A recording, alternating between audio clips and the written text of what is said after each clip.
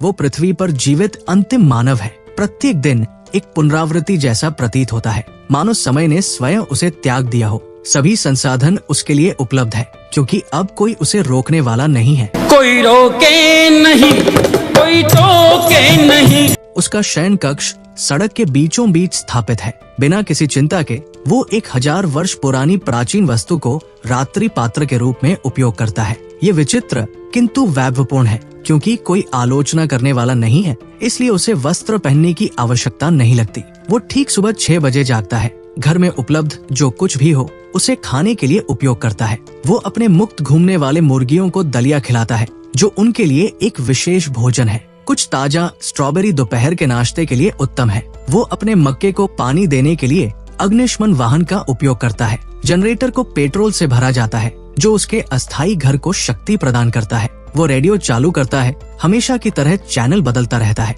और जैसा कि हर बार होता है, कोई उत्तर नहीं देता। पिछले 3 वर्षों से प्रत्येक दिन ऐसा ही होता है। अपने सभी कार्य पूर्ण करने के पश्चात वो सबसे बड़े फुटबॉल मैदान की ओर जाता है, एक मॉडल के विरुद्ध विश्व कप फाइनल के लिए। वो गेंद को ड्रिबल करता है, शॉट लेता है और गोल करता है। गेंद जाल में उड़ती हुई चली जाती है। वो अपनी भुजाएं उठाता है और चिल्लाता है, यदि राष्ट्रीय टीम में मैं होता तो वे अब तक क्वालिफाई कर चुके होते। अपनी कार्यसूची की सभी चीजें पूर्ण करने के बावजूद केवल 2 घंटे ही बीते हैं। करने के लिए और कुछ न होने पर वो एक मॉडल के साथ बैठकर समय बिताता है। वे हॉलीवुड और अंतर्राष्ट्रीय फिल्में देखकर ऊब मिटाते हैं। अंत रात हो जाती है। दिन का सबसे रोमांचक हिस्सा शुरू होने वाला है। वो अंगड़ाई लेता है, जम्हाई लेता है और भूमिगत पार्किंग स्थल की ओर टहलता है। आज वो रोमांचक सवारी के लिए एक लैम्बोर्गिनी चुनता है। वो राजमार्ग पर तेज गति से गाड़ी चलाता है, एड्रेनलिन और स्वतंत्रता का उत्साह अनुभव करता है। वो व्यक्ति खड़ा होकर रात में गर्जना करता है,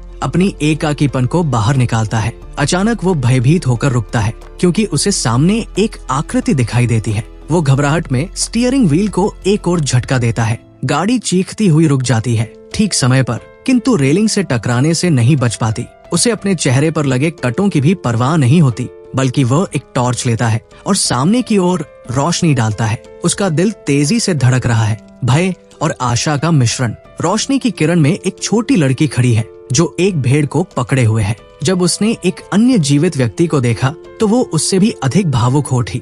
वो फूट फूट कर रोने लगी, बेकाबू होकर सिसकने लगी। फिर वो उसकी बाहों में झपट पड़ी, कस कर लिपट गई। उसके आलिंगन की गर्माहट को महसूस करते हुए उसे अंततः विश्वास हुआ कि वो अकेला नहीं है। वो उसे आश्रय में ले गया और उसे हर प्रकार का भोजन प्रदान किया। लड़की ने भूखेपन से भोजन खाया, मानो उसे युगों से उचित भोजन न मिला हो। जब वो तृप्त हो गई, उसने उसे बताया कि अभी भी कई जीवित लोग बचे हैं। उसने सैटेलाइट रेडियो चालू किया और वर्षों बाद पहली बार एक स्पष्ट संकेत प्राप्त हुआ। उत्तरी अमेरिका ने पहले ही सामाजिक व्यवस्था बहाल कर दी थी। उन्होंने विश्व भर में 26 शहरों में कार्यालय स्थापित किए थे, पुनर्निर्माण में सहायता और बचे हुए लोगों को एकत्र करने के लिए। चाहे कोई उत्तरी अमेरिका में स्थानांतरित होना चाहे या स्थानीय रूप से अपने घर का पुनर्निर्माण करना चाहे, संयुक्त गठबंधन ने समर्थन का वादा किया था। वो व्यक्ति इतना स्तब्ध था कि ऐसा लगा जैसे उसके मन में लाखों अल्पाका दौड़ रहे हों। फिर उत्साह ने उसे बिजली की तरह मारा।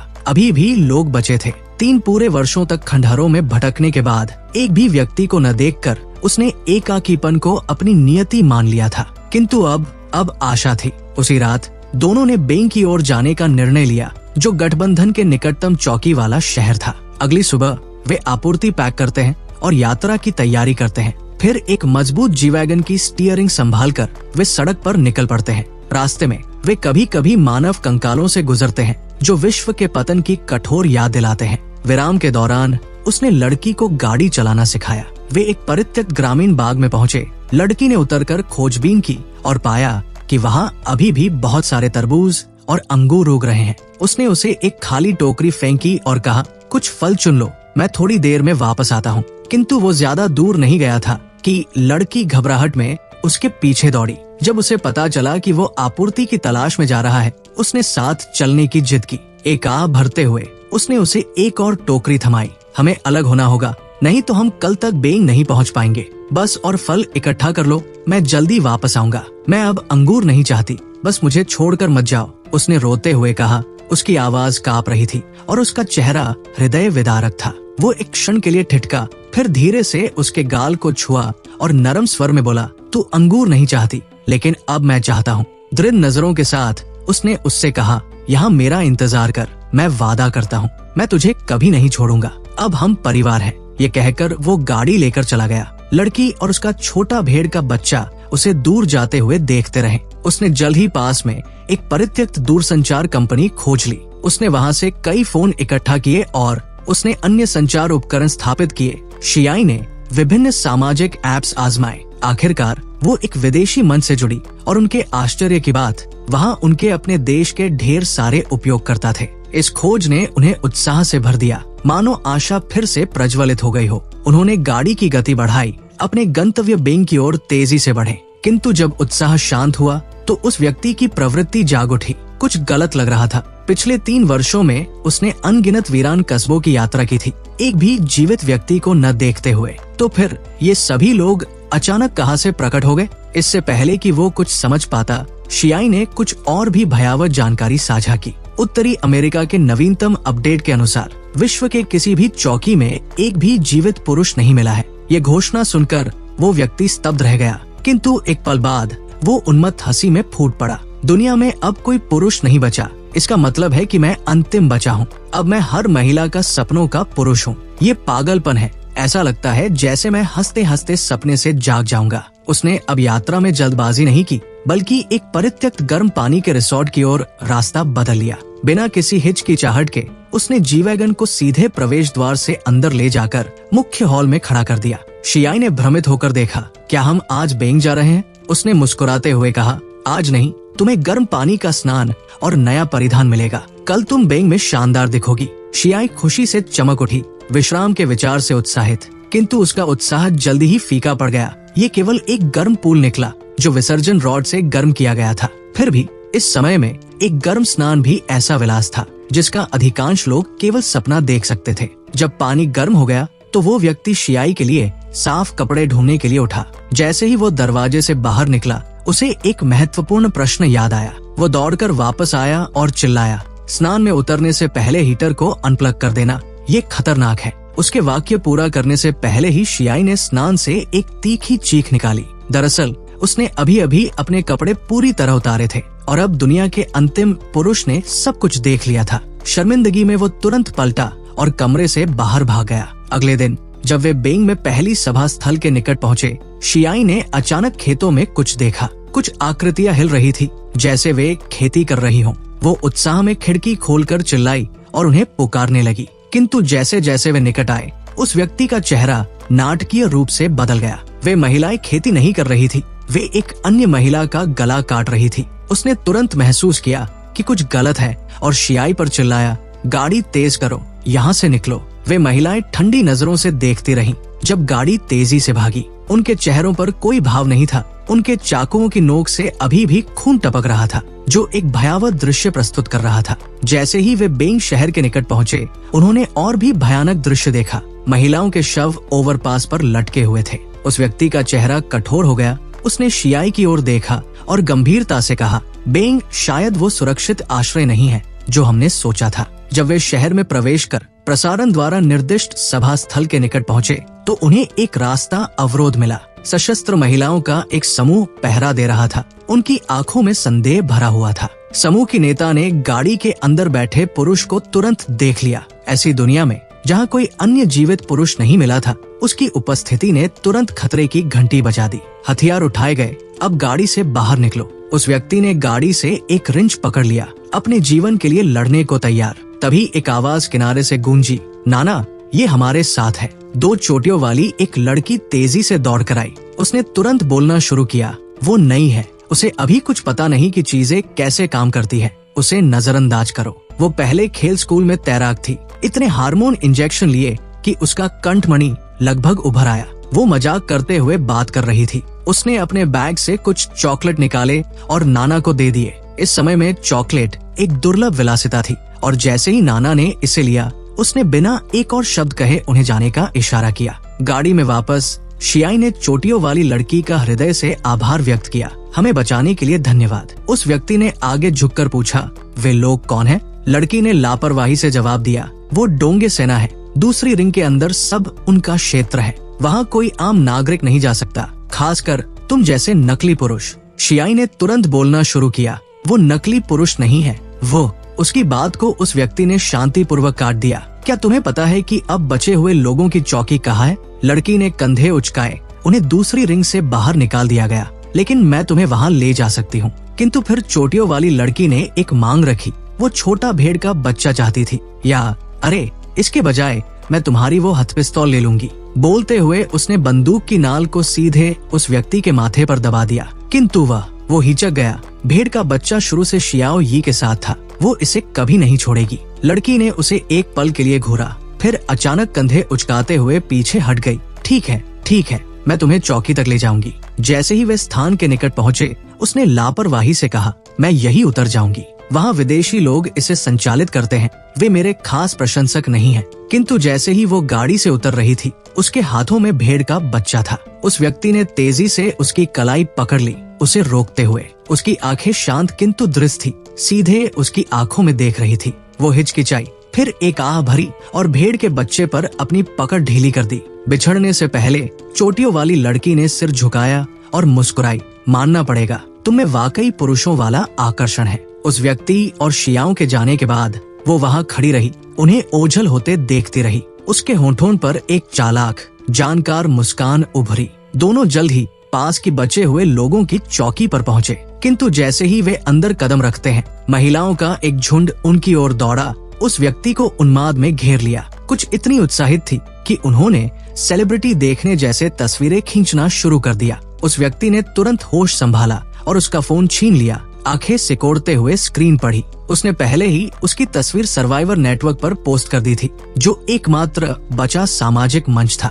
कुछ ही मिनटों में टिप्पणियां आने लगी। ये महसूस करते हुए कि वो मुसीबत में है, वो व्यक्ति जाने के लिए मुड़ा, किंतु जिस महिला ने तस्वीर अपलोड की थी, उसने उसका हाथ पकड़ लिया और छोड़ने से इनकार कर दिया। तुम कहीं नहीं जा रहे। उसके आश्चर्य की बात, उस महिला की पकड़ अविश्वसनीय रूप से मजबूत थी। उसने पूरी ताकत से संघर्ष किया, किंतु मुक्त नहीं हो सका। तभी कई वाहन उनकी ओर तेजी से आए, धूल के बादल उड़ाते हुए। एक गाड़ी के ऊपर खड़ी थी एक आकर्षक महिला, जो आलस्य से पुकार रही थी, मेरा नया पुरुष कहाँ है? उसके ठीक बगल में थी चोटियों वाली लड़की, वही जो पहले उनकी मदद कर चुकी थी। वो महिला और कोई नहीं बल्कि डोंगबे सेना की कमांडर किम मीना थी। निस्संदेह चोटियों वाली लड़की ही उसे यहाँ लाई थी। किम मीना ने मुस्कुराते हुए कहा, काफी समय हो गया जब मैंने किसी पुरुष के साथ व्यायाम किया था। आज रात वो मेरा है। एक गोरी महिला तुरंत हस्तक्षेप करने के लिए आगे बढ़ी, किंतु जैसे ही उसने मुंह खोला कि मीना ने बिना किसी हिचकिचाहट या दया के उसके सिर में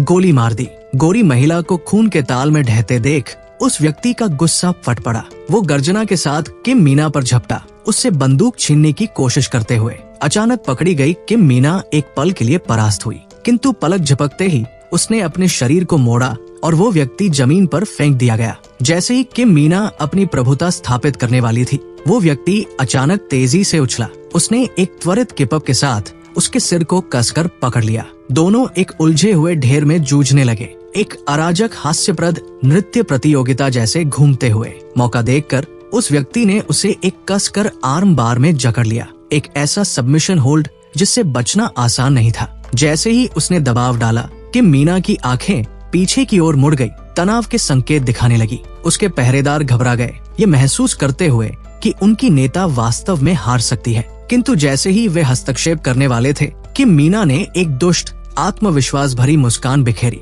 एक हाथ से उसने उसकी पकड़ को ऐसे खोल दिया जैसे वो कुछ भी नहीं थी। फिर उसने उसे बिना पसीना बहाए जमीन पर फेंक दिया। उसने बिना हिचकिचाहट के उसे थप्पड़ मारा और तंज कसा, यदि तुम अंतिम जीवित पुरुष न होते तो मैं तुम्हारे साथ समय भी न बिताती। अपमानित होकर उस व्यक्ति का गुस्सा फट पड़ा। उसने अपनी पूरी ताकत से बाएं मुक्के से प्रहार किया। उसने इसे केवल 3 उंगलियों से आसानी से पकड़ लिया। उसने दाएं हाथ से प्रहार किया, किंतु फिर वही 3 उंगलियों ने दोनों हाथों को इस्पात की तरह जकड़ लिया। उसके मन में एक भयावह विचार आया, क्या सर्वनाश ने महिलाओं को भी उत्परिवर्तित कर दिया था? क्या वो अब सबसे कमजोर प्रजाति बन चुका था? हताश होकर उसने किम मीना के पैरों पर बेतहाशा लाते मारी, किंतु वो टस से मस नहीं हुई, बल्कि उसने उसकी ओर तिरस्कार भरी मुस्कान के साथ नीचे देखा। तभी अचानक एक विशाल छाया उस पर मंडराई। एक उग्र काली महिला बुलडोजर पर सवार होकर आई, उसे किम मीना और उस व्यक्ति के बीच पटक दिया।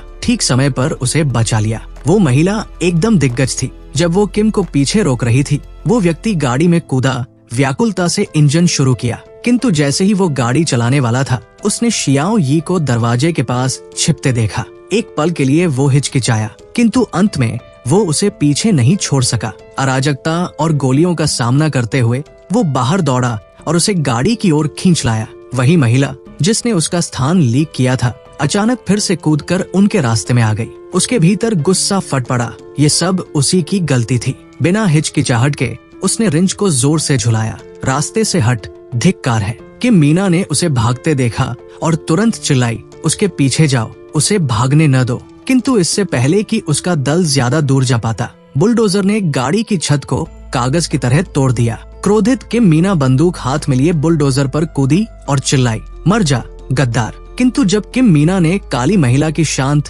अबूझ आंखों को देखा तो उसे तुरंत पता चल गया कि कुछ गलत है। निश्चित रूप से उसने ठीक समय पर सिर घुमाया और देखा कि एक उत्खनन यंत्र पूरी गाड़ी को सीधे उसकी ओर झुला रहा है। धम, गाड़ी सटीक निशाने के साथ नीचे गिरी। उत्खनन यंत्र से जोरदार टक्कर के साथ ध्वस्त हो गई। इसी बीच वो व्यक्ति और शियाई गाड़ी में कूदे। भागने की जल्दबाजी में शियाई ने दरवाजा बंद करने के लिए हाथ बढ़ाया, किंतु बाहर से एक हाथ ने अचानक दरवाजा पकड़ लिया। वो एक परिचित चेहरा था, चोटियों वाली, हमेशा की तरह मुस्कुराती हुई। हाय! उस व्यक्ति की आंखें चौड़ी हो गई। बिना एक शब्द कहे उसने गैस पेडल को पूरी ताकत से दबाया, गाड़ी को आगे बढ़ाया, किंतु चोटियों वाली ने दरवाजा कसकर पकड़ रखा था, छोड़ने से इनकार करते हुए, जबकि गाड़ी तेजी से आगे बढ़ रही थी। तुम कहाँ जा रहे हो? मुझे साथ ले चलो, उसने चिल्लाया। मैं अच्छी हूँ, कसम से, शियाई ने तीखे स्वर में कहा। तुमने ही डोंगे सेना को बताया कि हम कहाँ हैं। चोटियों वाली ने बेशर्मी से मुस्कुराते हुए कहा, अरे नाराज मत हो, मैं तुम दोनों को दक्षिण ले जाऊंगी। मेरे पास वहाँ ढेर सारी आपूर्ति छिपाई हुई है। हम तीनों सपनों का जीवन जी सकते हैं, मैं, तुम और वह। एक पुरुष, दो पत्नियां, आरामदायक है ना? शियाई अविश्वास में आंखें चौड़ी करके चुप रह गई। उस व्यक्ति ने गर्जना की, सपने देखती रहे और स्टीयरिंग व्हील को झटका देकर उसे हटाने की कोशिश की। शियाई ने चोटियों वाली के दरवाजा पकड़े हाथ पर जोरदार लात मारी। चोटियों वाली ने आखिरकार अपनी पकड़ खो दी और गिरने लगी, किंतु आखिरी क्षण में उसने भेड़ के बच्चे का पैर पकड़ लिया। भेड़ का बच्चा गला घुटने से झाग निकालने लगा, घबराहट में अपने पैरों को लात मार रहा था। शियाई आंसुओं में थी, उसे छोड़ने की पीड़ा सहन नहीं कर पा रही थी। उस व्यक्ति ने चिल्लाया, छोड़ दो, ये मर जाएगा। आखिरकार शियाई ने सिसकियों के बीच चीख कर छोड़ दिया। उसने चोटियों वाली को, जो एक झूलते लटकन जितनी कष्टकारी थी, नीचे फेंक दिया। शियाई अपनी सीट पर ढह गई,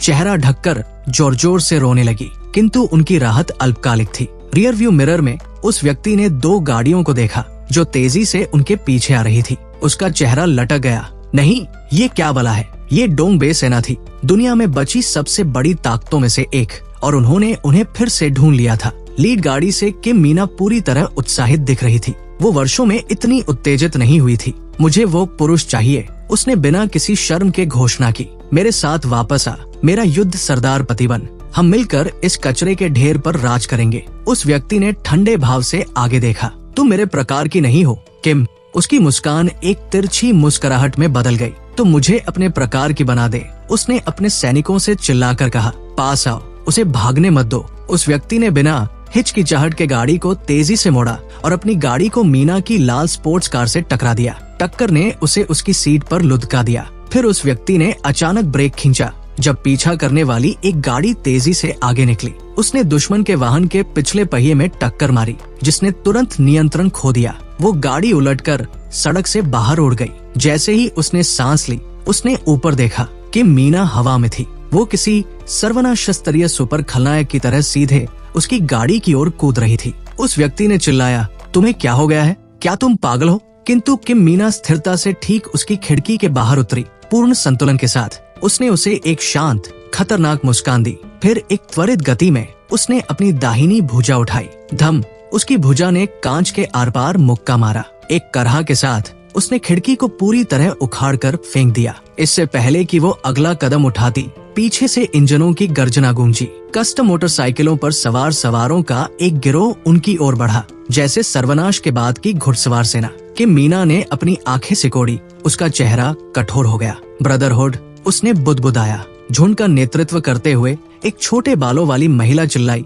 कि मीना, हम यहाँ पुरुषों के बारे में कुछ अधूरी बातें सुलझाने आए हैं। कि मीना ने तंज कसा, मेरे गिरोह, मैं तुम्हारा महीनों से पीछा कर रही हूँ और अब तुम चांदी की थाली में सजकर सामने आ गए। उसने व्यंग्य किया, बड़ी बड़ी बातें करने वाली औरतें, क्या तुम अब खुद को पुरुष समझती हो? इससे पहले कि वो अपनी बात पूरी करती, चोटियों वाली ने एक सबमशीन गन निकाली और उसे चला दिया। कई मोटरसाइकिलें आग की लपटों में विस्फोटित हो गई, किंतु ब्रदरहुड पीछे नहीं हट रहा था। एक हेलमेट पहने सवार ने अग्निशामक यंत्र निकाला और चोटियों वाली की गाड़ी की खिड़की में अंधा करने वाली फोम की धारा छोड़ दी। एक अन्य सवार, जिसके बाल नुकीले थे, ने आतिशबाजी की एक श्रृंखला जलाई और उसे सीधे चोटियों वाली की गाड़ी में फेंक दिया। पटाखे चोटियों वाली के पैरों के बीच धमाकों और चमक के साथ फटने लगे। वो घबरा गई, बेबस होकर हाथ पैर मारने लगी। उसकी स्पोर्ट्स कार गाड़ी नियंत्रण से बाहर होकर घूमी और अगले ही पल वो रेलिंग के ऊपर से उछली और खाई में गायब हो गई।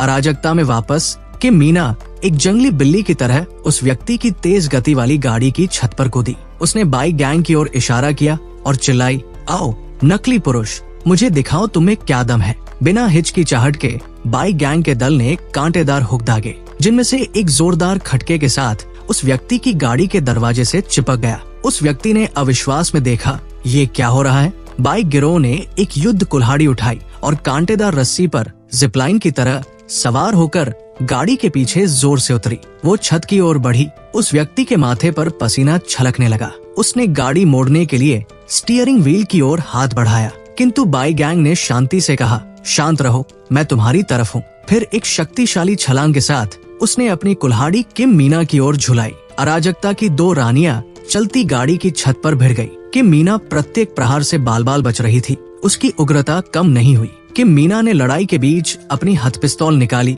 और बाइक गैंग पर गोली चलाना शुरू किया, किंतु उसके आश्चर्य की बात, बाइक गैंग की सजगता अवास्तविक थी। उसने चलती गाड़ी पर संतुलन बनाते हुए गोलियों से बचाव किया। दोनों ने छत पर अपनी द्वंद्व युद्ध जारी रखी। एक कुल्हाड़ी से बच रही थी, दूसरी गोलियों से। ये एक अराजक नरसंहार का नृत्य था, जिसमें कोई स्पष्ट विजेता नहीं था। नीचे उस व्यक्ति ने एक मौका देखा। जब मीना ने लात मारने के लिए पैर उठाया, उसने ब्रेक जोर से दबाए। मीना का संतुलन बिगड़ गया और वो आगे हुड पर गिरी। उसकी पिस्तौल उसके हाथ से उछलकर दूर चली गई। तुम शापित पुरुष, उसने चिल्लाया, मैं तुम्हें आज रात निपटाऊंगी। एक गुर्राहट के साथ वो फिर से छत पर कूदी, लड़ाई में वापस आ गई। इस बार उसने आक्रमण तेज किया, बाइक गैंग को पीछे धकेला और ऊपरी हाथ हासिल कर लिया, किंतु वो व्यक्ति हारा नहीं था। वो बार बार ब्रेक दबाता रहा, जिससे मीना लड़खड़ाती रही। हर झटके के साथ वो डगमगाने लगी। क्रोधित मीना ने तैश में आकर सनरूफ को लात मारकर खोल दिया और अपनी ऊंची एड़ी को सीधे उस व्यक्ति की नाक में घुसा दिया। उसी क्षण बाइक गैंग ने मौका पकड़ा। उसकी कुल्हाड़ी मीना की पीठ की ओर जोर से गिरी। एक बीमार कर देने वाला धमाका हुआ। उसके बाद मीना की दबी हुई चीख हवा में गूंजी, किंतु किसी ने न सोचा था कि वो आखिरी क्षण में प्रहार से बच निकली भूत की तरह फिसल गई। उसने अपनी शानदार फर कोट में बड़े छेद को देखा। उसकी आंखें गुस्से से जल रही थी। तुमने मेरा फर कोट बर्बाद कर दिया, हरामी। बिना हिचकिचाहट के उसने बाइक गैंग को छत से लात मारकर नीचे गिरा दिया। बाइक गैंग नीचे गिरी, किंतु ठीक समय पर गाड़ी की खिड़की का किनारा पकड़ लिया। किम मीना ने अपनी कुल्हाड़ी उठाई, प्रहार करने को तैयार, किंतु उस व्यक्ति ने अचानक ब्रेक जोर से दबाए। मीना का संतुलन डगमगाया और वो पीछे की ओर लड़खड़ाई। बाइक गैंग ने मौका पकड़ा। उसने मीना का पैर जोर से खींचा। उस व्यक्ति की नाक से अभी भी खून बह रहा था। उसने पूरी ताकत से स्टीयरिंग व्हील खींचा कि मीना छत से उछलकर सड़क पर जा गिरी।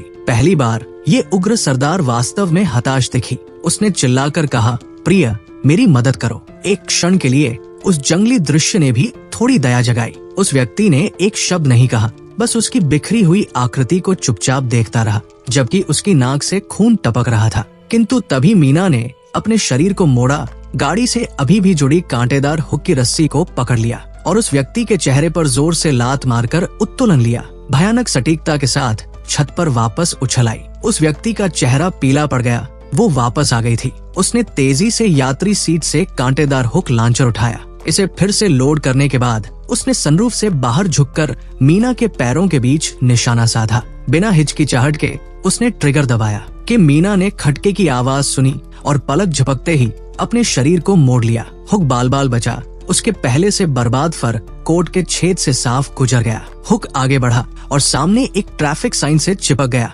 जैसे ही गाड़ी तेजी से आगे बढ़ी, लॉन्चर उस व्यक्ति के हाथों से छूट गया। मीना को हवा में खींचकर साइन पर लटका दिया जैसे कोई ट्रॉफी हो। उस व्यक्ति ने आखिरकार सांस छोड़ी। उसे लगा कि वे सुरक्षित है, किंतु तभी उसने देखा कि उसने कोट उतार दिया और नंगे पांव सड़क पर उतर आई। उसने अपनी ऊंची एड़िया छोड़ दी, धावक की मुद्रा में झुकी और फिर मिसाइल की तरह दौड़ पड़ी। वो नंगे पांव दौड़ रही है और फिर भी पीछा कर रही है। उस व्यक्ति ने घबराहट में चिल्लाया। उसने ट्रंक खोला और जो कुछ भी मिला, बैग, औजार, सब बाहर फेंक दिया, किंतु कुछ भी उसे धीमा नहीं कर सका। मीना अड़िग थी। बाइक गैंग ने अपनी कुल्हाड़ी की पकड़ मजबूत की, अगले दौर के लिए तैयार। मीना अब इतनी करीब थी कि वे उसकी उग्र सांसें खिड़की के ठीक बाहर सुन सकते थे कि मीना की भौहें सिकुड़ गई और उसका चेहरा चटक लाल हो गया। उस व्यक्ति ने घबराहट में चिल्लाया, अरे नहीं, वो अब किसी चीज में बदलने वाली है। तभी मीना ठंडे पसीने में डूब गई, जोर से हांफते हुए। उसका शरीर कांपने लगा,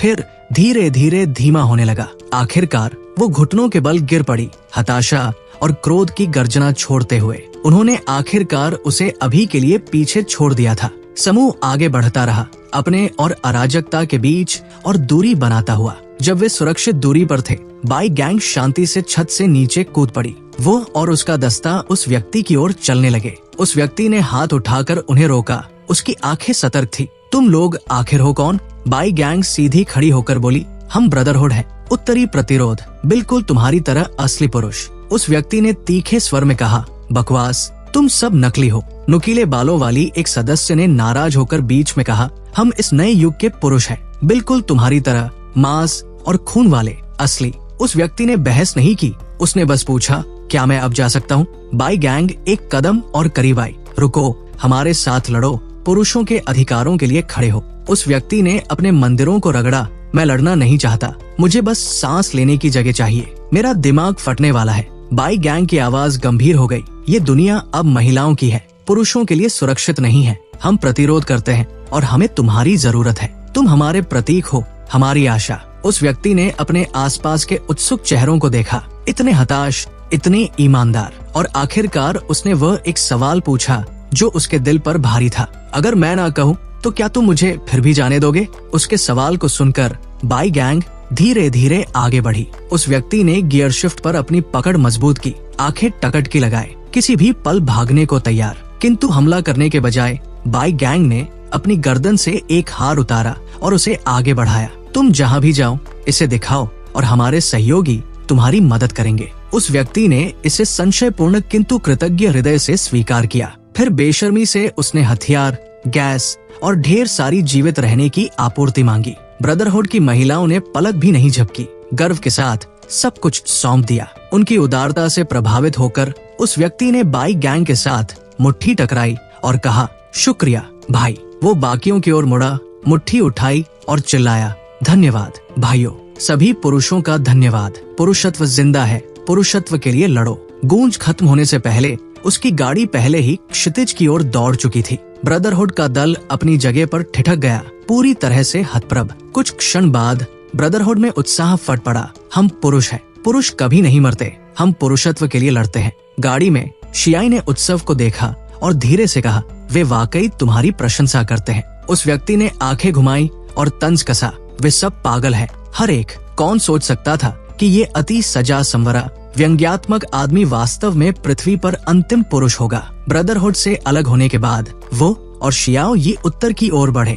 जैसे ही वे जंगयांग पुल के निकट पहुँचे, उन्होंने एक रास्ता अवरोध देखा, किंतु आसपास एक भी व्यक्ति नहीं था। उस व्यक्ति ने मलबा हटाने के इरादे से गाड़ी से बाहर कदम रखा, किंतु अचानक एक समूह महिलाएं ऊपर के पुल से नीचे कूदी, उस पर घात लगाकर। घबराहट में वो मुड़ा और भागा, चिल्लाते हुए, शियाई गाड़ी शुरू कर। किंतु इससे पहले कि वह दरवाजे तक पहुंच पाता और वाहन पीछे से गरजते हुए आए, हर भागने का रास्ता काट दिया गया। उस व्यक्ति ने अपना हथियार निकाला और चिल्लाया, आओ इसे खत्म करते हैं। एक सेकंड बाद उसे जमीन पर पटक दिया गया। उसे और शियाओ यी को घुटनों पर बैठने के लिए मजबूर किया गया। उनके हाथ बांध दिए गए। नेता, 2 चोटियों वाली एक लड़की आगे बढ़ी और मांग की कि वे बताए कि वे कहाँ से हैं। दोनों ने तुरंत अलग अलग जवाब दे दिए। ये काफी था। जासूस होने के आरोप में उन्हें पुल से फेंकने वाले थे। हताशा में शियाई ने अचानक अपनी मातृभूमि की बोली में चिल्लाकर कहा कि वे जासूस नहीं हैं।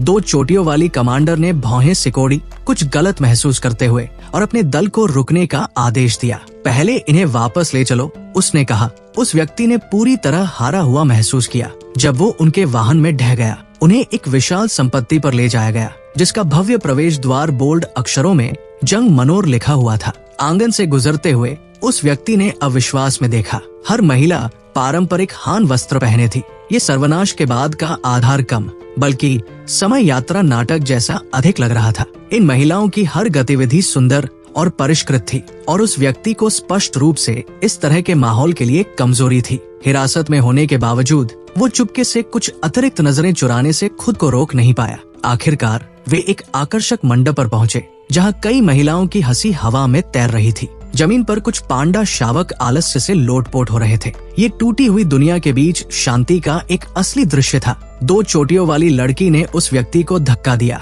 इन दोनों में कुछ अजीब है, उसने कहा। मंडप के केंद्र में बैठी थी एक महिला। स्पष्ट रूप से वह प्रभारी थी। उसका नाम था चिन। उसने उस व्यक्ति को लंबे समय तक घूरा। काफी देर तक कुछ न कहते हुए वो व्यक्ति असहज होने लगा। जितना अधिक वो उसे देखता, उतना ही बेचैन महसूस करता। वो मीना से अजीब तरह से मिलती जुलती थी। क्या वे बहनें थी? यदि ऐसा था तो वो एक दुस्वप्न से बचकर सीधे दूसरे में जा पहुंचा था। लंबी चुप्पी के बाद चिंग ने आखिरकार बोलना शुरू किया। तुम वही पुरुष हो, है ना? बाकी महिलाएं हंसी। सभी ने घूरना शुरू कर दिया, किंतु वो व्यक्ति शांत रहा, ठंडे स्वर में जवाब देते हुए, क्या बात ने मुझे उजागर किया? चिंग खड़ी हुई। उसकी मुस्कान सूक्ष्म थी। ये तुम्हारी गंध है। तुम पुरुष की तरह महकते हो। आओ बैठो, घबराने की जरूरत नहीं। मैं तुम्हें बाकियों की तरह ही व्यवहार दूंगी, न अधिक न कम। कोई बेहतर विकल्प न होने पर वो व्यक्ति मान गया। शियाओं को अपने साथ मंडप में ले गया। जैसे ही वो बैठा, अन्य महिलाएं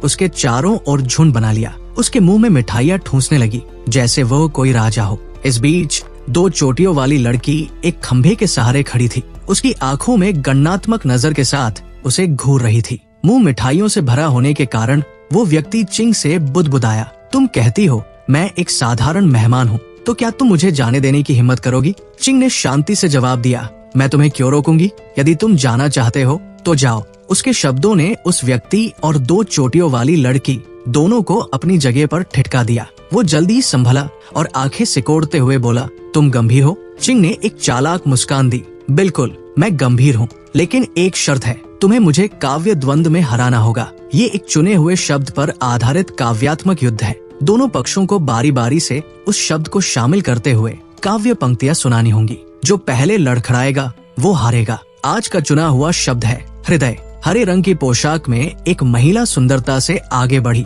उसने अपनी आस्तीन उस व्यक्ति के गाल पर फेरी और नरम स्वर में सुनाया, एक सच्चा हृदय जीतना और कभी न बूदा होना। उस व्यक्ति ने बिना हिचकिचाहट के जवाब दिया। घायल हृदय चिन्हान की भूमि पर भटके, महल धूल और रेत में बदल गए। पीले रंग की पोशाक में एक महिला ने पीछा किया, धीरे से उसका हाथ उसके कंधे पर रखते हुए। पहाड़ पर लकड़ी है, पेड़ पर शाखा। मेरा हृदय तुम्हारे लिए तरसता है, किंतु तुम देखते नहीं। शियाई छेड़खानी से क्रोधित तीखे स्वर में बोली, मेरा हृदय उनके जैसा नहीं। मैं ईश्वरीय होने से बेहतर युवा रहूंगी। फिर बैंगनी पोशाक वाली एक महिला पीछे से लचकती हुई आई, आकर्षक अंदाज में। न भंवरे न तितलियां मुझे ढूंढती है। मेरे लाल वस्त्र चले गए, मेरा हृदय क्षीण हो गया। उस व्यक्ति ने उसकी ओर देखा भी नहीं, शांति से सुनाया, मेरा हृदय मृत लकड़ी सा, मेरा शरीर एक नाव बहता हुआ। बैंगनी पोशाक वाली महिला ने मुंह फुलाया, नकली नाराजगी के साथ चिंग की ओर मुड़ी। देखा, मैंने अपना हृदय चंद्रमा को समर्पित किया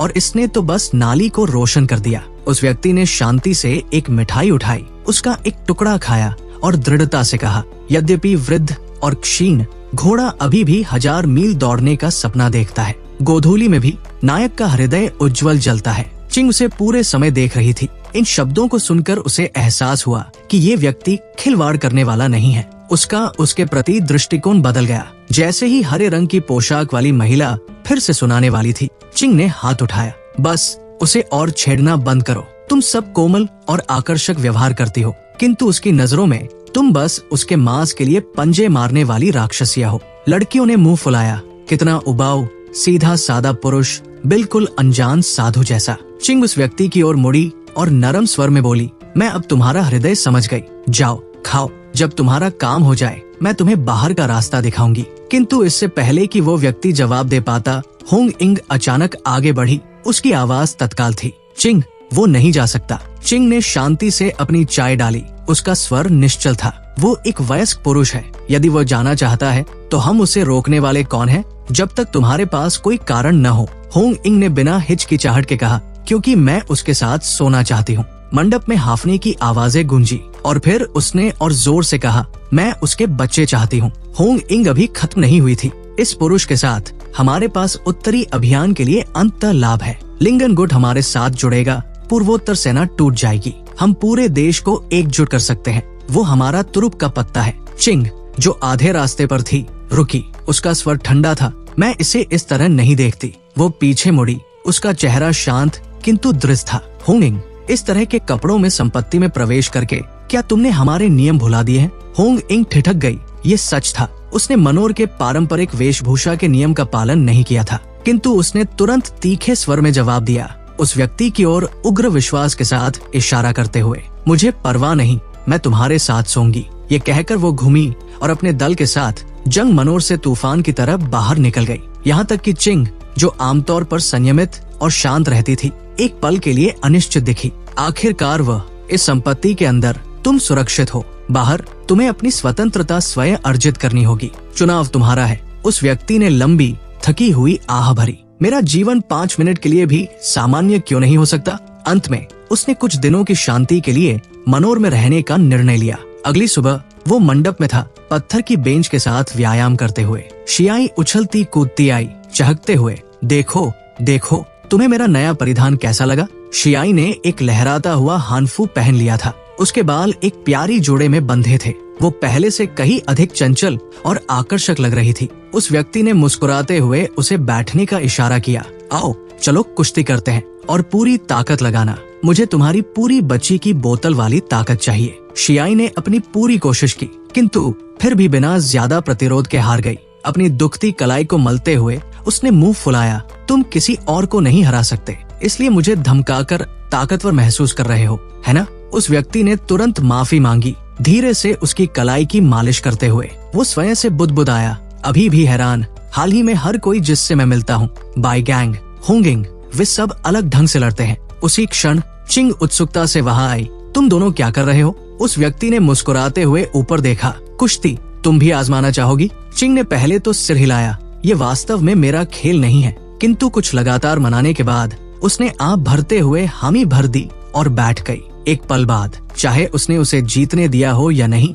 उसने मुस्कुराते हुए कहा, देखा, पुरुष फिर भी अधिक ताकतवर है। उस व्यक्ति ने अपनी हथेली को निराशा से देखा। ये वो परिणाम नहीं था जिसकी उसे आशा थी। अचानक उसने पूछा, वैसे तुम्हारा होंग इंग के साथ क्या रिश्ता है? चिंग ने ठंडे स्वर में जवाब दिया, होंग इंग ताकत प्रदान करती है, मैं संसाधनों का प्रबंधन करती हूँ। वो लड़ती है, हम मिलकर जंग को स्थिर रखते हैं। फिर वो अचानक मुस्कुराते हुए ऊपर देखी, शैतान का नाम लिया और वो हाजिर। उस व्यक्ति ने पीछे मुड़ा और लगभग घुटन में आ गया। होंग इंग ठीक उसके पीछे खड़ी थी, केवल एक पारंपरिक रेशमी डेधु में। वो चीखा और पत्थर की मेज पर कूद गया। होंग इंग ने अपनी बाहें क्रॉस की और शांति से कहा, शांत हो जाओ, मैं बस तुम्हारे साथ सोना चाहती हूँ, खाना नहीं। चिंग ने मुस्कुराते हुए चुटकी ली, वो खूबसूरत है, तुम इतने तनाव में क्यों हो? ये आखिरी कड़ी थी। उस व्यक्ति का गुस्सा फट पड़ा, मैं इस सब के साथ ठीक क्यों हूँ? तुम सोचती हो कि दुनिया उलट गई तो तुम नियम उलट सकती हो और मुझ पर हावी हो सकती हो। अब तुम मुझे पालतू जानवर की तरह रखना चाहती हो,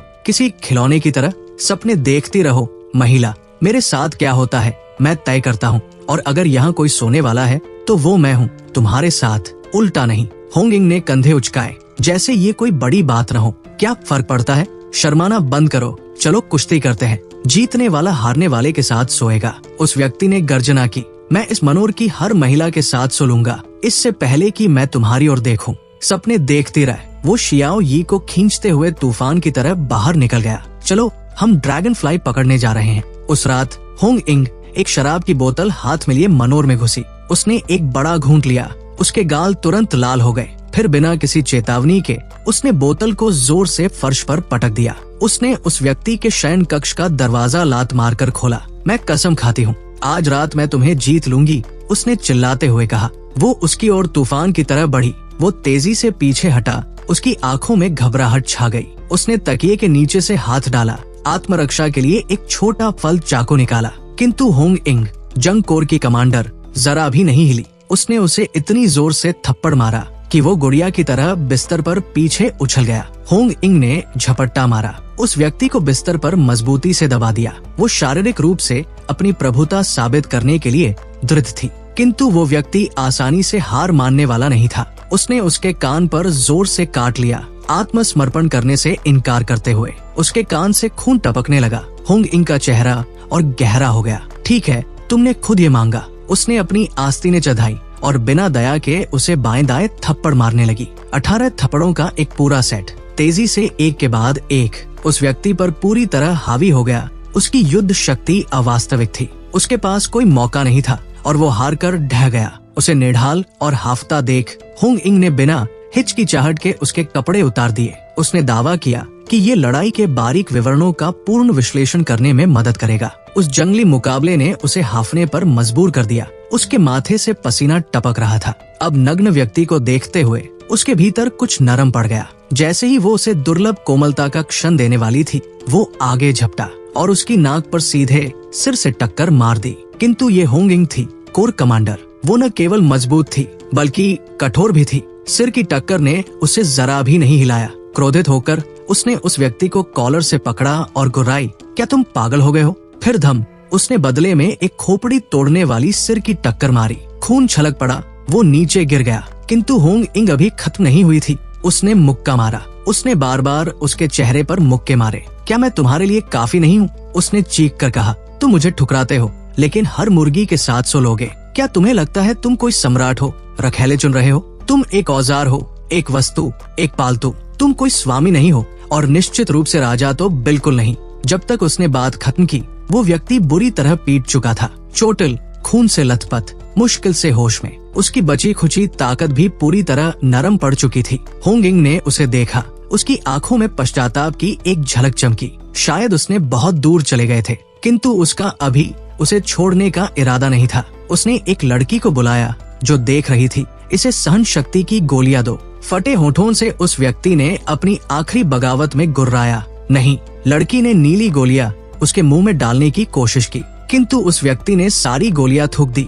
लड़की का चेहरा पीला पड़ गया। अरे नहीं, इसने अपनी जीभ काट ली। होंग इंग ठिठक गई। ये झटका उसे तुरंत होश में ले आया। आखिरी जीवित पुरुष, और वो इस्तेमाल होने से बेहतर खुद को मार लेगा। अगर वो वाकई मर गया तो खेलने के लिए कुछ भी नहीं बचेगा। कुछ घबराहट भरी छटपटाहट के बाद होंग इंग और लड़की ने आखिरकार उसे अपनी जीभ काटने से रोक लिया। होंग इंग ने तीखे स्वर में कहा, तुम्हें हो क्या गया है? तभी चिंग आखिरकार पहुंची। टहलते हुए आई, किंतु उसे पूरी तरह अराजकता का सामना करना पड़ा। उसका चेहरा गहरा हो गया। होंग इंग, अभी उससे उतर जाओ। दुश्मन 30 सेकंड में अग्रिम पंक्ति तक पहुंच जाएगा। तुम्हें तुरंत ताइया लेने और रक्षा तैयार करने की जरूरत है। किंतु होंग इंग टस से मस नहीं हुई। मैं 1 सेकंड में खत्म कर लूंगी, उसने शांति से कहा, अभी भी उस व्यक्ति के ऊपर मंडराते हुए। चिंग गुस्से से भभक उठी। मैंने कहा, उतर जाओ। उसने अपनी बगल में खड़ी लड़की की ओर मुड़कर कहा, हाँ, इसे बाहर ले जा सकती है, इसे होश में लाओ। फिर भी होंग इंग ने हिलने से इनकार कर दिया। बस मुझे इसे खत्म करने दो, फिर मैं जाऊंगी। ये आखिरी कड़ी थी। चिंग, जो आमतौर पर सुग्राह्य और धैर्यवान थी, तैश में आ गई। उसे फिर से छुआ और हमारा गठबंधन खत्म। अगर तुमने उसे फिर से छुआ तो तुम्हारा जंग कोर सब कुछ खो देगा। न संसाधन, न समर्थन। जंग नान से बाहर कदम रखो और तुम फिर कभी ज़ेन नदी पार नहीं कर पाओगी। ये महसूस करते हुए कि चिंग झूठ नहीं बोल रही, होंग इंग आखिरकार बिस्तर से उतरी। हालांकि स्पष्ट रूप से नाराज थी। वो चिंग की ओर चली और बुदबुदाई, तुम्हारा दिमाग खराब है क्या? वो पृथ्वी पर आखिरी पुरुष है। तुम उसका इस्तेमाल नहीं करना चाहती क्या? उसे किसी शुभंकर की तरह रखने की योजना है? चिंग का स्वर नरम पड़ा। होंग इंग, वो एक इंसान है, खिलौना नहीं। किंतु होंग इंग ने उसकी बात काट दी और बाहर चली गई। उसने कंधे के ऊपर से फेंकते हुए कहा, जो भी हो, वो अभी काम करने लायक भी नहीं है। अगर चाहो तो उसे रख लो। फिर उसने पुकारा, हाँ, यहाँ रुक सकती है और उस पर नजर रख सकती है। सबके चले जाने के बाद वो व्यक्ति अकेला झील के किनारे बैठा। उसने जो कुछ भी झेला था उसने उसे शारीरिक और मानसिक रूप से थका दिया था। चिंग और शियाई आखिरकार उसके पास आए। चिंग ने पूछा, जीभ काम नहीं आई, अब क्या खुद को डुबाने की योजना है? उस व्यक्ति ने कमजोर हंसी छोड़ी। मैंने सोचा था कि महिलाओं द्वारा शासित दुनिया अधिक कोमल होगी। पता चला ये लिंग के बारे में नहीं, सत्ता के बारे में है। उसने उसकी ओर देखा, तो मेरा क्या प्लान है? चिंग उसके बगल में बैठ गई और शांति से बोली, खुद को संभालो। क्या तुम अभी भी उत्तरी मिर तक पहुंचना नहीं चाहते? उस व्यक्ति ने व्यंग्य भरी मुस्कान दी, आंखें अभी भी नीचे। मुझे इस अच्छा पुलिस बुरा पुलिस वाले नाटक से बख्श दो। तुमने मुझे कभी जाने का इरादा ही नहीं किया। चिंग ने उसकी नजरों से नजर मिलाई। इसके विपरीत मैं चाहती हूँ कि तुम जल्द से जल्द चले जाओ। तुम उतने मूल्यवान नहीं हो जितना तुम सोचते हो। तुम्हें यहाँ रखने से जंग नान में केवल आपदा आएगी। उस व्यक्ति ने ऊपर देखा, स्तब्ध। उसका चेहरा चोटिल और सूजा हुआ, जैसे कोई पंचिंग बैग। रुको, क्या तुम आखिरी जीवित पुरुष को नहीं चाहती? चिंग ने बिना हिचकिचाहट के जवाब दिया, चाहती हूँ। उसकी स्पष्ट ईमानदारी ने शियाई को भी आंखें चौड़ी करने पर मजबूर कर दिया। उस व्यक्ति ने इस सुंदर दृढ़ निश्चयी महिला को देखा। उसने याद किया कि कैसे उसने उसकी रक्षा की, उसे आश्रय दिया और यहाँ तक कि होंग इंग के सामने उसके लिए खड़ी हो गई। ये सब उसके हृदय में कुछ हलचल पैदा कर रहा था, कुछ कोमल, कुछ खतरनाक। वो फुसफुसाया, चिंग। फिर सूजे हुए होठों के साथ वो उसके गाल पर चूमने के लिए झुका, किंतु चिंग अचानक खड़ी हो गई। उसकी आवाज ठंडी थी। मैं एक पुरुष चाहती हूँ, लेकिन तुम वो नहीं हो। उसका चेहरा लटक गया। तुमने अभी क्या कहा? चिंग ने उसकी ओर नीचे देखा और दृढ़ता से कहा, मुझे जो पुरुष याद है वे मुश्किलें आने पर आत्महत्या में नहीं डूबते। उस व्यक्ति ने अपने सूजे चोटिल चेहरे की ओर इशारा किया। आत्महत्या? तुम्हें लगता है मैंने इसके लिए भीख मांगी? मैं एक ऐसी दुनिया में जीवित रहा हूँ जो राक्षसों से भरी है, पूरी तरह शक्तिहीन, और तुम इसे छोटी सी बाधा कह रही हो। गंभीरता से चिंग ने उसके प्रकोप को स्वीकार नहीं किया। वो बस बोली, मैंने सोचा था कि मुझे पृथ्वी पर आखिरी पुरुष मिल गया है, लेकिन मुझे तो बस एक ऐसा लड़का दिख रहा है जो पहली बार घर से दूर निकला है। उस व्यक्ति ने बहस नहीं की। उसने बस आह भरी, खड़ा हुआ और जाने के लिए मुड़ गया। जैसे जैसे वो चल रहा था वो बुदबुदाया, तुम सही हो, बिना ताकत के मैं कुछ भी नहीं हूँ। मैं बस सिचुआन वापस जाऊंगा।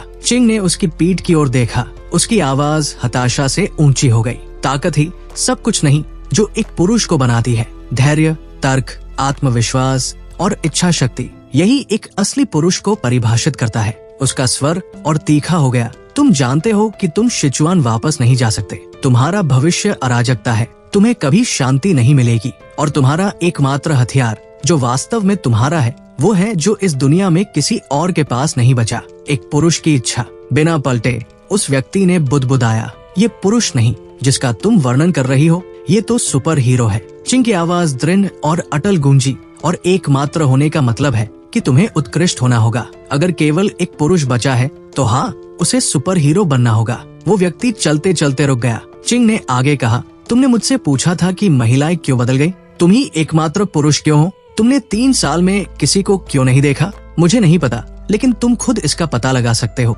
अपने लिए और हम सभी के लिए। अगर जवाब यहाँ नहीं है तो उत्तरी अमेरिका जाओ, अगर वहाँ नहीं है तो यूरोप, अफ्रीका, कहीं भी। बस तब तक चलते रहो जब तक तुम्हें जवाब न मिल जाए। किंतु वो व्यक्ति अभी भी एक फटे गुब्बारे जैसा दिख रहा था, ढीला और बेजान। वो मुड़ा और बुदबुदाया, तुम इसे बुद्धिमानी भरा बनाती हो, लेकिन ईमानदारी से बाहर क्या अलग होगा? चिंग ने तीखे स्वर में चिल्लाते हुए कहा, क्या तुम्हें समझ नहीं आता? तुम मौत से भाग नहीं रहे। उत्तरी अमेरिका में चुस्नी, महल या शांति और सुकून नहीं होगा। वहाँ अराजकता, डर और अनजाना होगा। लेकिन तुम भाग नहीं सकते, तुम्हें इसका सामना करना होगा। यही एकमात्र तरीका है अपनी ताकत वापस पाने और ये साबित करने का कि तुम पुरुष हो। जब तक तुम इस आंगन में रहते हो तुम कुछ भी नहीं हो, ना ताकत, ना स्वतंत्रता, ना पुरुषत्व। समझे? वो व्यक्ति चुप हो गया। वो सोच में डूबा हुआ लग रहा था, या शायद बस सुनना। फिर बिना एक शब्द कहे वो बगीचे की दीवार के किनारे पर कदम रखा।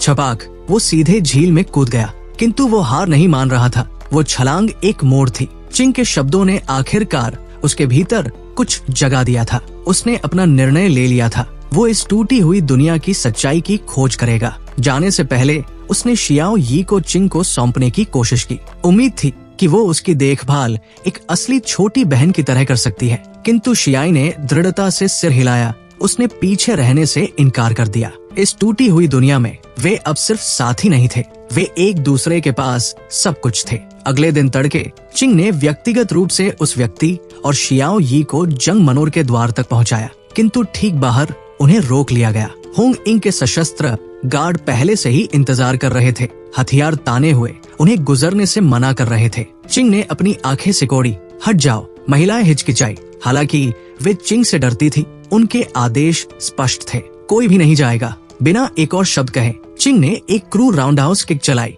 खटाक, गार्ड गुड़िया की तरह पीछे उछल गई। वो पास की एक गाड़ी में जा टकराई, विंडशील्ड को चकनाचूर कर दिया। सब स्तब्ध होकर ठिठक गए। चिंग ने गरजते हुए कहा, उसकी आवाज गगनभेदी थी, मैं स्वयं इन्हें ले जा रही हूँ, देखते हैं कौन मुझे रोकने की हिम्मत करता है। ये कहकर वो आगे बढ़ी। जहाँ कहीं वो चली, जंग टुआन की महिलाएं लहरों की तरह अलग हो गई। इस बीच शहर के ठीक बाहर होंग इंग ने अपने युद्ध ट्रकों की काफिले को पूर्ण संरचना में खड़ा किया था। दूर से वाहनों का एक अलग स्तंभ गरजते हुए उनकी ओर बढ़ रहा था। बीच में एक विशाल टैंक के ऊपर खड़ी थी एक भयंकर महिला। ये और कोई नहीं बल्कि जीन मीना थी, उत्तरी सेना की क्रूर कमांडर, जो उस व्यक्ति को अपने लिए चाहती थी। उसका काफिला मैदानों पर गड़गड़ाता हुआ चला, जो जंग टुआन की ताकत से मुकाबला कर रहा था। दोनों गुटों के आमने सामने होने से हवा में तनाव की चिंगारी भड़क उठी। टकराव अपरिहार्य था। तब होंग इंग की लेफ्टिनेंट ने वॉकी टॉकी पकड़ी और एक शब्द बोला,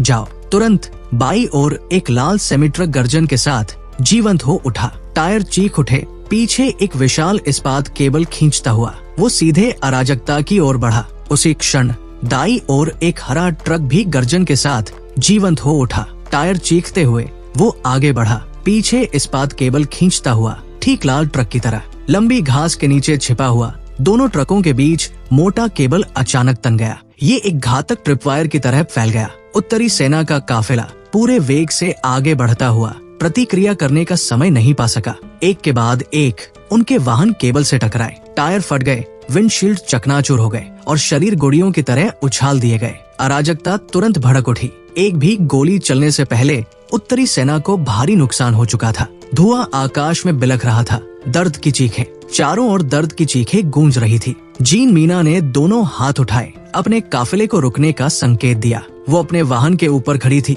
उसने घायलों की ओर एक नजर भी नहीं डाली, बल्कि उसने चिल्लाकर कहा, होंग इंग, क्या तुमने मेरे पति को देखा है? होंग इंग ने इस उकसावे का जवाब नहीं दिया। उसकी आवाज तीखी थी, क्या तुम युद्ध विराम तोड़ रही हो? जीन मीना ने मुस्कुराते हुए तंज भरे अंदाज में जवाब दिया, देखो वो आकर्षक परिधान, तुम निश्चित रूप से पुरुष की तलाश में निकली हो।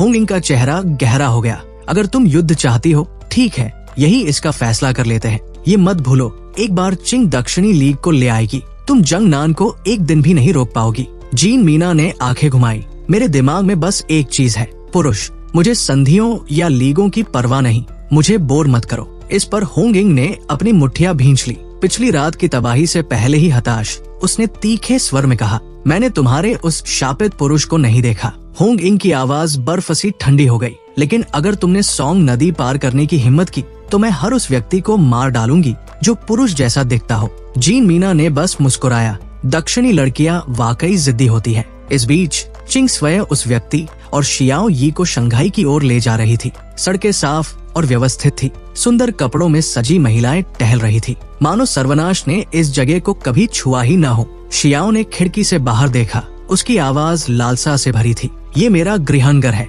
क्या मैं इसे फिर से देखने वापस जा सकती हूँ, भले ही कोई मेरा इंतजार न कर रहा हो? चिंग ने नरम स्वर में सिर हिलाया, बिल्कुल, बस इसे अपने दिल को तोड़ने न देना। दुनिया अब वैसी नहीं रही। तभी उस व्यक्ति ने अपनी आंखें सिकोड़ी। एक गली में कुछ अजीब देखा। महिलाओं का एक समूह किसी को घेरे हुए था। उनके हाथ भटक रहे थे। आवाजें छेड़खानी भरी थी।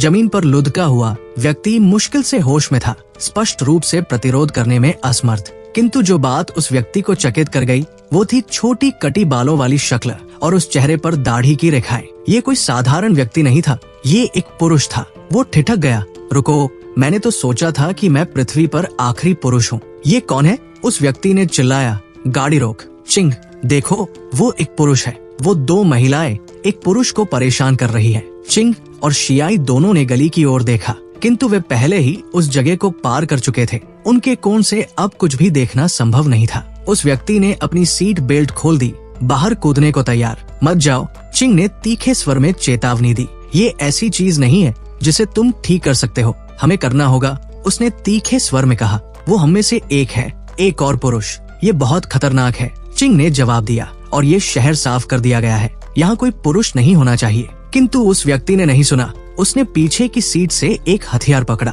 तो मैं खुद देख लूंगा। वो गली की ओर दौड़ा, केवल ये देखने के लिए कि एक मूंछों वाला व्यक्ति जिसे चक्कर आ रहे थे उसका हाथ खींचा जा रहा था। एक महिला ने तंज कसा, एक रात भी नहीं टिक सकते और खुद को पुरुष कहते हो। मूंछों वाला व्यक्ति कमजोरी से अपने हाथ हिलाने की कोशिश कर रहा था, किंतु उसका प्रतिरोध न के बराबर था। उसे छोड़ दो, उस व्यक्ति ने चिल्लाते हुए अपनी बंदूक उठाई। महिला ने उसकी ओर मुड़कर देखा, उसका चेहरा खुशी से चमक उठा। अरे ये तो और भी आकर्षक है, उसकी सहेली ने आकर्षक ढंग से हंसते हुए कहा। उसकी आंखें चमक रही थी। वो आवाज, भगवान, ये मुझे रोंगटे खड़े कर रही है। महिलाओं को बेपरवाह देखकर उस व्यक्ति ने अपनी बंदूक को जोर से खटकाया। ये एक स्पष्ट चेतावनी थी। जिस क्षण उन्हें एहसास हुआ कि वो झूठ नहीं बोल रहा, उनकी चंचल मुस्कानें गायब हो गई। तभी दो तीव्र हेडलाइट्स की किरणों ने गली को रोशन कर दिया, उन्हें क्षण भर के लिए अंधा कर दिया। चिंग ने गाड़ी को ठीक उस व्यक्ति के बगल में खींच लिया था। गाड़ी की छत पर सायरन अभी भी चमक रहा था। जैसे ही महिलाओं ने रोशनी के बीच आंखें मिचमिचाकर लाइसेंस प्लेट देखी, उनके चेहरे ठिठक गए। वो सरकारी है, उनमें से एक ने धीरे से बुदबुदाया, ये जानते हुए कि वे मुश्किल में हैं। दोनों महिलाएं पीछे हट गई। मूंछों वाले व्यक्ति को छोड़ते हुए नाराजगी के साथ कहा, मजा खराब कर दिया। शियाई गाड़ी से बाहर निकली और उस व्यक्ति ने अपना हथियार नीचे कर लिया। जैसे ही तनाव कम हुआ, वो हेडलाइट्स के नीचे करीब चला। वो मूंछों वाले व्यक्ति को गौर से देख रहा था, जो उसी तरह सतर्कता से उसे देख रहा था। जैसे ही उस व्यक्ति की नजर मूंछों वाले के सपाट पेट और थोड़े उठे हुए सीने पर पड़ी, एक भयानक एहसास ने उसे झकझोर दिया। उसने हाथ बढ़ाया और मूंछों वाले के चेहरे पर खींचा। निश्चित रूप से नकली मूंछ हल्के से खींचने पर तुरंत निकल आई। उसका दिल डूब गया। चिंग शुरू से सही थी, यहाँ वाकई कोई और पुरुष नहीं था। किंतु तभी मूंछों वाले की नजर उस व्यक्ति के गले में लटके हार पर पड़ी, वही हार जो बाई गैंग ने उसे दिया था, पुरुष प्रतिरोध का प्रतीक। मूंछों वाले की आंखें चौड़ी हो गई। रुको, तुम बाई गैंग हो? एक धमाका उनकी बात काट गया। चिंग की गाड़ी को एक तेज रफ्तार वाहन ने टक्कर मार दी थी। चिंग की गाड़ी की खिड़कियां तुरंत चकनाचूर हो गई। हिंसक टक्कर ने उसे एयर बैग्स में धकेल दिया। उसके माथे से खून टपक रहा था। दूसरी गाड़ी का अगला हिस्सा मलबे में बदल गया था, उससे गाढ़ा धुआं निकल रहा था। एयर बैग्स खुल गए, लेकिन मलबे के अंदर एक खरोंच भी नहीं। ये नाजा थी। शैतानी ढंग से मुस्कुराते हुए उसने फुसफुसाया, तुम्हें ढूंढना वाकई मुश्किल था। किसी तरह वो होंग इंग से बच निकली थी और यहाँ तक उनका पीछा कर लिया था। चिंग की आंखें चौड़ी हो गई। उसने उस व्यक्ति पर चिल्लाया, भागो, इसे मुझ पर छोड़ दो। उसका दिल डूब गया। ये महिला अथक थी। वो यहाँ तक उनका पीछा कैसे कर पाई? नाजा पास की एक दूसरी गाड़ी में कूद पड़ी और अपने ड्राइवर पर चिल्लाई, उनका पीछा करो। बिना एक और शब्द कहे उस व्यक्ति ने शियाओं का हाथ पकड़ा और भाग खड़ा हुआ। हम यहाँ से निकल रहे हैं। गली के ठीक बाहर उन्होंने दीवार के पास एक पुरानी साइकिल खड़ी देखी। सोचने का समय नहीं था। उसने शियाओ यी को आगे की टोकरी में उठाकर बिठाया और पूरी ताकत से पैडल मारने लगा। किंतु उनके पीछे नाजा की गुर्गिन गली से बाहर निकली, भयानक गति से दौड़ती हुई, जैसे कोई शिकारी अपने शिकार पर नजर गड़ाए हो। उस व्यक्ति ने रास्ते में हर टेबल और कुर्सी को उलट दिया जो उसे मिला। उम्मीद थी कि इससे उन्हें धीमा कर देगा, किंतु इससे बस एक पल की देरी हुई। वे फिर से करीब आ रहे थे। तभी शियाई ने उसकी कमर में खोसी हुई बंदूक देखी। बिना हिचकिचाहट के उसने उसे पकड़ लिया और अभ्यास के साथ सेफ्टी खोल दी। वो व्यक्ति हैरान रह गया। उसने बंदूक चलाना कब सीख लिया? शियाई ने हथियार उठाया, पीछा करने वालों पर निशाना साधा जो करीब आ रहे थे, किंतु उसके हाथ कांप रहे थे। उसकी उंगली ट्रिगर पर जमी हुई थी। जैसे जैसे दुश्मन करीब आए, उसने अपने होंठ काटे, आंखें बंद की और ट्रिगर खींच लिया। गोली की आवाज गूंजी, लेकिन निशाना चूक गया। गोली बिना नुकसान पहुंचाए पास से निकल गई। बंदूक उसके हाथों से फिसलकर फुटपाथ पर गिर गई। अभिभूत होकर वो बेहोश हो गई और आगे गिर पड़ी। उस व्यक्ति ने हाथ बढ़ाकर उसे उसकी कमीज के पीछे से ठीक समय पर पकड़ लिया। एक हाथ से उसे पकड़े और दूसरे से पागलों की तरह पैडल मारते हुए वो आगे बढ़ा। पीछे मुड़कर देखने की हिम्मत नहीं की। जैसे ही वो एक व्यस्त चौराहे पर पहुंचा, उस व्यक्ति ने अचानक चिल्लाया, उत्तरी सेना के जासूस। जैसी उसे उम्मीद थी, भीड़ तुरंत शत्रुतापूर्ण हो गई। उनकी आंखें सिकुड़ गई पीछा करने वालों की ओर। एजेंटों को धीमा करना पड़ा, आसपास की महिलाओं की भीड़ से सावधान। मौके का फायदा उठाकर वो व्यक्ति एक तंग गली में घुस गया, किंतु पीछा करने वाले कोई नौसिखिए नहीं थे। उन्होंने दृश्य का एक पल के लिए अध्ययन किया, फिर उसे दूसरी तरफ से घेरने के लिए बंट गए। पीछे मुड़कर देखने पर कोई नहीं दिखा। उस व्यक्ति के सीने में ठंडक दौड़ गई। उसने सामने की सड़क को गौर से देखा। इस बात की पूरी संभावना थी कि वे चारों ओर से घेर रहे हों। जैसे ही वो चौराहे के करीब पहुंचा, उसका शरीर तन गया, अचानक टकराव के लिए तैयार। तभी सड़क के किनारे एक दरवाजा जोर से खुला। एक आवाज ने पुकारा, यहाँ जल्दी। ये और कोई नहीं बल्कि वही नकली दाढ़ी वाला व्यक्ति था जिसे उसने अभी बचाया था। बिना समय गवाए उसने शियाओ यी को पकड़ा और दरवाजे से अंदर दौड़ गया। कुछ क्षण बाद पीछा करने वाले वहां पहुंचे। उन्होंने सड़कों को सिकुड़ी आंखों से स्कैन किया, किंतु वो व्यक्ति गायब हो चुका था। जब उसने दरवाजे के ऊपर का साइन देखा, उसका चेहरा ठिठक गया। वहां घिसे हुए लकड़ी पर उकेरा हुआ था पुरुषों का ब्रदरहुड, जंग और शाखा। उसके भीतर बेचैनी की एक लहर दौड़ गई।